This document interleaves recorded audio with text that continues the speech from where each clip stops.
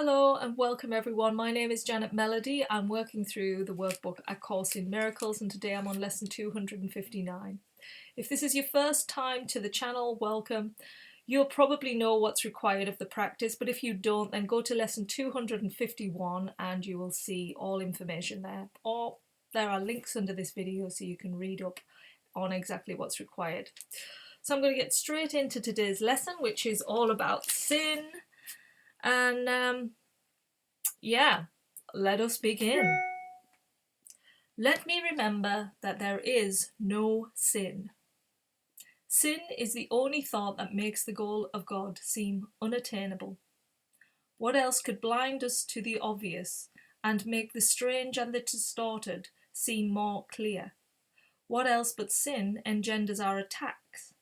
What else but sin could be the source of guilt, demanding punishment and suffering?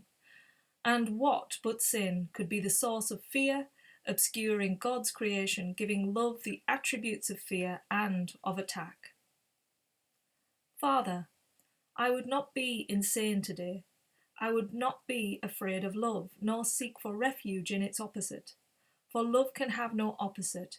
You are the source of everything there is, and everything that is remains with you, and you with it. So that's our lovely lesson. Let me remember that there is no sin. So letting go of all of the things that cause you pain is basically realizing that those things are illusions of the mind, and it is the mind, the intellect, that has created so much suffering, really. We are trying to get to a deeper understanding away from the intellect. It's wisdom. It comes from within. It's a part of us that is quiet. It's a just knowingness in the moment to live each day with that loving energy. It's just emanating love. When we get into any aspect that's not that, we've gone into that ego aspect of ourselves. And we've got to keep pulling ourselves back and staying conscious, because I think a lot of the times the ego takes over when we become unconscious and we just allow our old habitual conditioning patterns to start playing out. And a lot of the times as well, from our past, we've created meanings that we now forget, but we act on those meanings, which were false at the time, but they seem so true. And that's why beliefs are quite important. What you believe, you end up seeing in the world. So you've got to release these beliefs that are holding you back, the ones that are negative, the ones that just seem to pull you down, like make you feel in competition with others, make you feel that others are a problem for you. All of these things that your mind will create,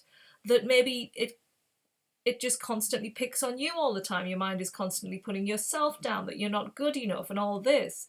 This is the illusion. These are the things in the mind that are not true. And it's almost like we need to clean out the mind so that it can hear correctly, it can be guided correctly, and it can allow that source of energy within it to emerge in its purest form, because it's almost like it's got to get through all these filters before it can actually be what it really is. And that's what we're up against. We're up against the distractions of the mind, the beliefs that we've created, the conditioning that we put in there, and all of these things that we have to go and almost unremember, so that we can truly remember at the start who we really are. So that's our aim, that we have to remember today that there is no sin.